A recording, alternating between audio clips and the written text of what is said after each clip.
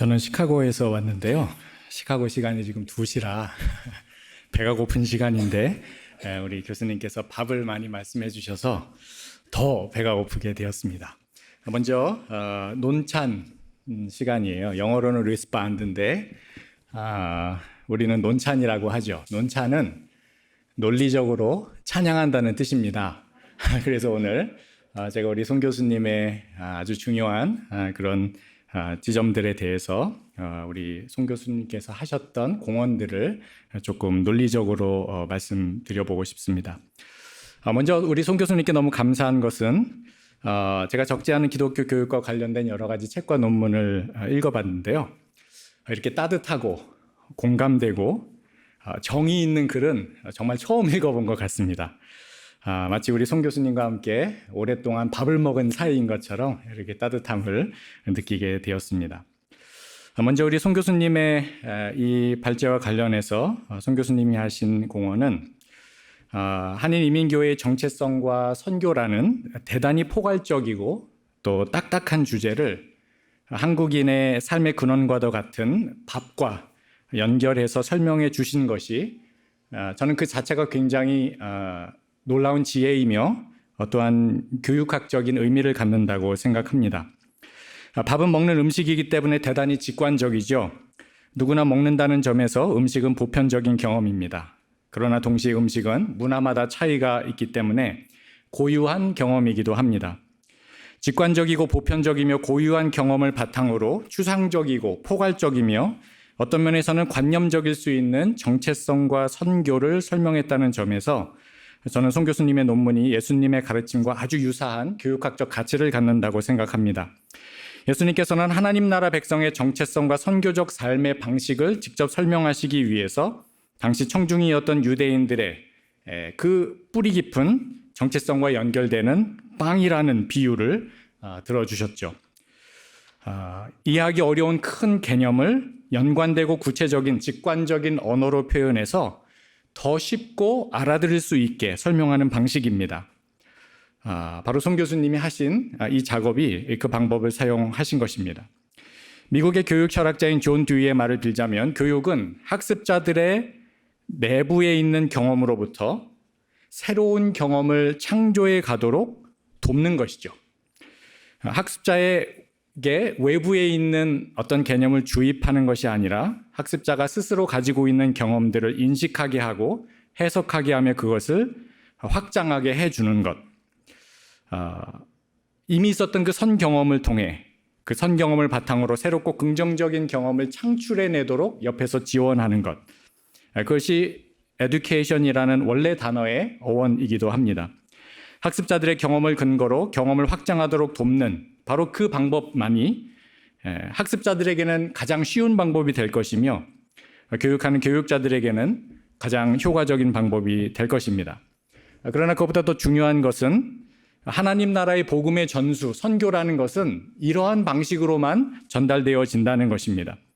바로 보이지 않고 감각되지 않는 광대하시고 무한하신 그 로고스이신 하나님이 만져질 수 있고 느껴질 수 있는 아르토스가 되신 것이죠. 학습자들의 삶의 정황과 경험을 존중하고 자신과 동일시하여 거기로부터 공동의 이해를 확장시키는 것은 그 자체가 모든 신학자들과 목회자들, 교사들 그리고 성도들이 본받아야 하는 선교적인 삶이라고 생각합니다. 이미 송 교수님께서 지적하신 대로 먹는 사람들의 문화적 다양성을 고려하여 밥을 만들고 먹는 사람들의 전인적 건강을 위해 영양가 있는 신선한 재료를 사용해야 된다는 그 지적은 철저하게 예수님을 닮은 학습자 중심의 교육적 접근이라고 생각합니다. 송 교수님의 두 번째 공헌은 하나님의 말씀을 어떻게 해석하고 또 확신하며 어떻게 구체적으로 적용해야 하는지를 통합적으로 보여주신 것입니다. 하나님의 말씀을 해석하고 조직하고 이해하는 것, 그리고 그것을 표현하는 것을 우리는 신학이라고 부릅니다. 신학의 기본은 성서라는 텍스트가 주는 의미를 깊이 있고 또 통합적으로 이해하는 것이죠. 송 교수님은 예수님이 말씀하신 빵, 이 아르토스가 한국 성경 번역에서 떡으로 번역된 것에 이의를 제기하십니다. 유대인들에게 빵이 주식이라면 한국 사람들에게는 밥이 주식이라는 것이죠.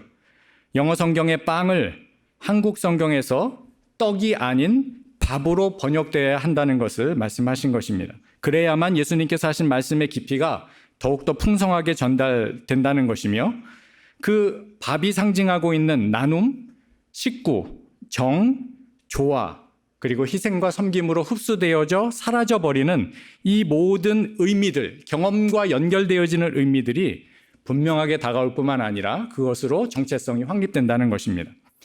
저는 말씀의 해석에 있어서 깊은 신학적 고민과 창조적 표현이 한인 이민교회에서의 교육을 생각할 때 우리가 반드시 잊지 않아야 되는 중요한 가치라고 생각합니다. 한인 이민교회는 전반적으로 볼 때 보수적이죠. 19세기 말에 미국을 양분했던 근본주의 신학과 자유주의 신학의 극단적인 대립 속에서 그 대립 속에 우리 플러 신학교가 있습니다만 탄생했습니다만 그곳에서 바로 미국과 캐나다의 선교사님들을 중심으로 한 근본주의 신학에 우리 한국 사람들은 훨씬 더 영향을 많이 받았습니다. 근본주의 신학은 성경에 대한 사랑에 관해서는 우리가 배울 점이 너무나 많지만 그러나 문화적인 다양성과 맥락을 고려하지 않은 문자주의적 성경 해석은 우리의 신앙생활에 엄청난 폐해를 가져왔습니다. 그것은 다른 것이 아니라 바로 살아계신 하나님이 문자라는 텍스트 안에 갇혀버리게 된 것입니다.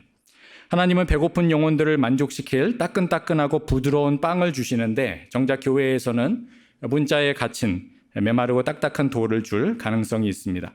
아마 레티 러셀을 인용하면서 교회 교육이 돌을 주고 있다는 비판을 하신 것은 같은 맥락에서의 의미라고 생각합니다.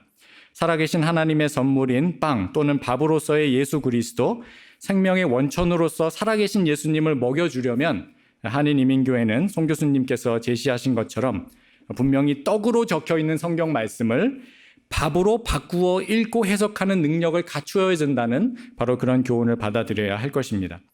학습은 삶의 지평을 넓혀가는 것이죠. 교육은 학습자가 주체적으로 끊임없이 자신의 인식의 틀을 확장해 가도록 돕는 것입니다. Transformative Learning Theory의 주창자인 잭 메저로는 이렇게 말합니다. Defining condition of being human is our urgent need to understand and order the meaning of our experience, to integrate it with what we know to avoid the threat of chaos. 인간됨의 결정적인 조건은 의미를 구성하고 그것을 계속해서 재구성해 감으로 자신의 삶을 주체적으로 움직이도록 도와주는 것이죠. 우리의 성도들은, 우리 모든 사람들은 의미를 추구합니다. 의미를 만들고 그 의미를 따라 살아갑니다. 교회 영적인 지도자들, 특별히 목사와 교사들은 인간의 의미를 구성하는 이 방식을 이해하고 그 원리를 창조적으로 사용해야만 한다는 것을 송 교수님께서는 보여주셨습니다. 비평적인 사고로 텍스트와 경험을 연결해 가는 이 방식들을 훈련함으로 우리의 사고의 틀을 확장해 가도록 도와야 하고 그것이 결국은 우리의 모든 삶을 트랜스폼 시킬 수 있는 능력으로, 자원으로 우리들에게 힘을 더 부어줄 것입니다. 이 두 가지 점에서 큰 공헌을 하셨다고 생각하고요. 시간이 다 돼서 한 10가지 정도가 더 있지만 여기서 마치도록 하겠습니다. 감사합니다.